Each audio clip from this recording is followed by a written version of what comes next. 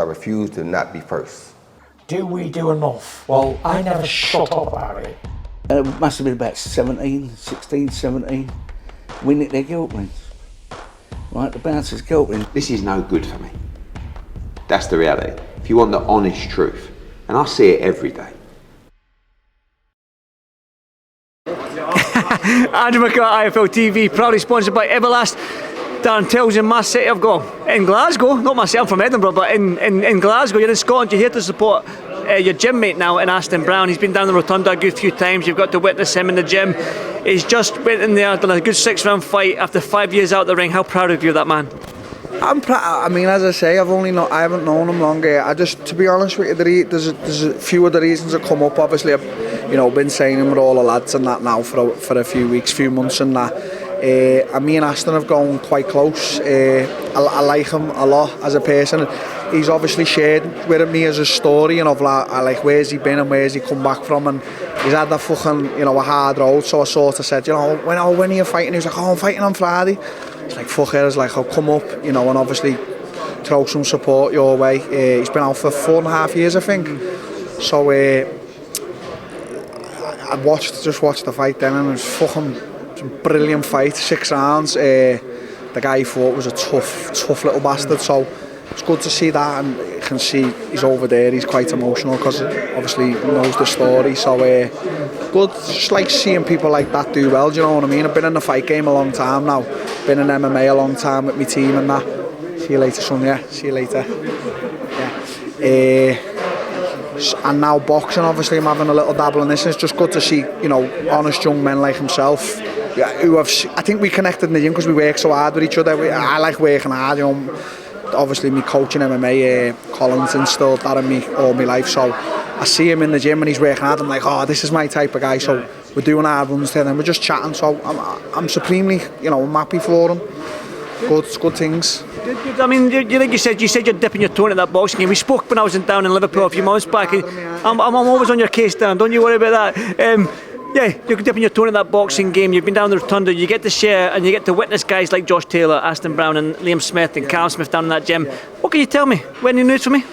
You know what I can tell you is I want to correct you there. I'm not dipping my toe in. Anything I've ever done in my life, I think everyone knows sort of my journey in the UFC now. I'm probably one of the only guys to ever ask to be released. There was reasons behind that. I picked up a lot of injuries in MMA, and I feel like I'm coming into my prime years in boxing now and then when I go back to MMA. But I've got to take care of myself, and I've got to take care of me, the stuff around me, my family, and I'm doing this for me and my family now, not for no one else. I don't owe anyone anything. I've paid my dues. So I'm not dipping my toe in. I'm going at this full pelt, whether it's fighting these influencers and YouTubers or whether it's fighting some legitimate boxers, which I know I can do. I can box like fuck. I can. I'm from a striking background, so I'm giving this 100%, and I'm going to solve some of these injuries while I'm giving it 100%.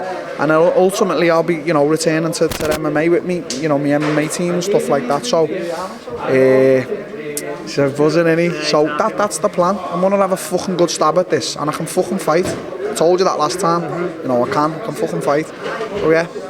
Obviously, there is that glory side of the boxing side of things and fighting legitimate boxers. But then you said to me as well last time that you're doing it for your family now. You're in it. You need to take care of your family. So the influencer side is where the money is, it seems. I mean, look at the Jake Paul, Tommy Fury, and then now the Jake Paul, Nate Diaz thing. So. Have you got a preference right now? Do you want to fight legitimate boxers and go down that glory route, or do you want to take the money route? I think I can do both. I do. I think I can do both. I haven't really shared it with a lot of people, but I can obviously share it to the camera. It's not saying that. Why can't I do both? I know Jake and Nate are fighting.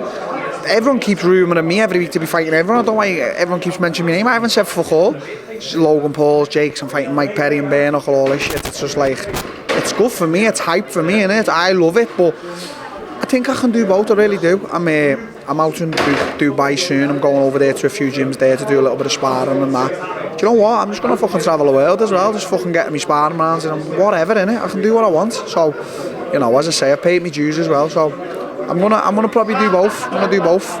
Was there any talk about Carl Froch? Was there anything with you and Carl Froch going back and forth a wee while back? Did I hear anything or did I read anything about that? I don't know. I always give it to Carl Froch. And Carl Froch's someone who bites a lot. So, he's only a bell end, isn't he? Carl, I'd love to fight Carl. I'm not saying he's a fucking shit boxer, and I think at this stage now, I think I'd punch his head in. I do. But I don't know. We're going to get a lot of stick for that. I just started. I just thought that was a back and forth, but listen, that's good. I'm definitely going to reply to this in 200%. So, I'd love to fight him, mate. It's a money fight in England, especially. You know, he's a big name in boxing. I'm a big name in MMA. I know he's been out the game for a few years, so you know, I'd fucking love a fight like that. And it's not like he's not a legitimate boxer, is it? So this is what in my head. Imagine I fought like, yeah. Shut the mullet! There's fucking something wrong with that, Josh Taylor, mate. So yeah, I think, imagine I could have like an influencer YouTuber fight with someone like... Fucking got me up the wall, yo. Everyday memes, fucking shit.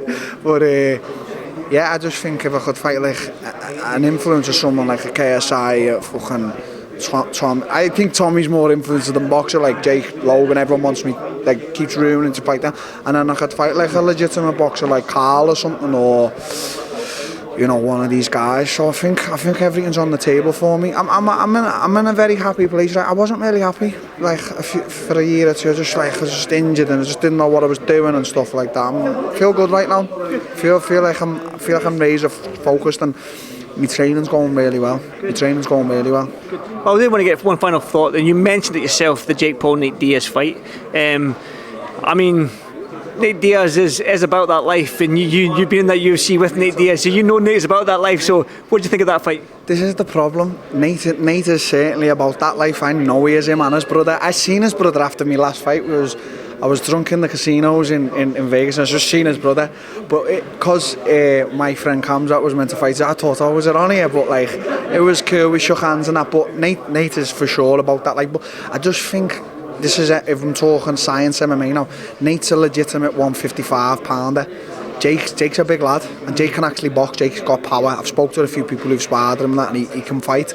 I just think the weight for me is a problem for Nate. I don't think Nate will take the fight lightly. His reputation's on the line as well. He's from California. He's about that street life. But I just think the weight's too much. I think if I had to give an honest opinion, I think Jake probably takes that fight. But as I say, Nate's he's no dickhead, Nate. But Nate's not 185. I'm 185. You see the size of me. I'm like, Nate's tall, but he's very slender. Jake's a big lad. Jake's a very big lad. So I think Jake will probably take that one. Yep. Well, listen, Dan, you know me. When there's big news coming, I'll be at that rotunda, and I will be there. You know I'm about that life. Oh, you spar beefy. Do you want to get in with me? Do you want to do? Listen. Do you listen? No. I'll tell you what. When you get back to your spawn, Dan. You're hungry, are you? When you get back to your spawn, I'll come and do 2 rounds with you. All MMA and that, yeah, all that. 1 round boxing. That's my face. I want to get beefy onto you. Beefy will knock me out next time. Cheers, Dan. Cheers, mate.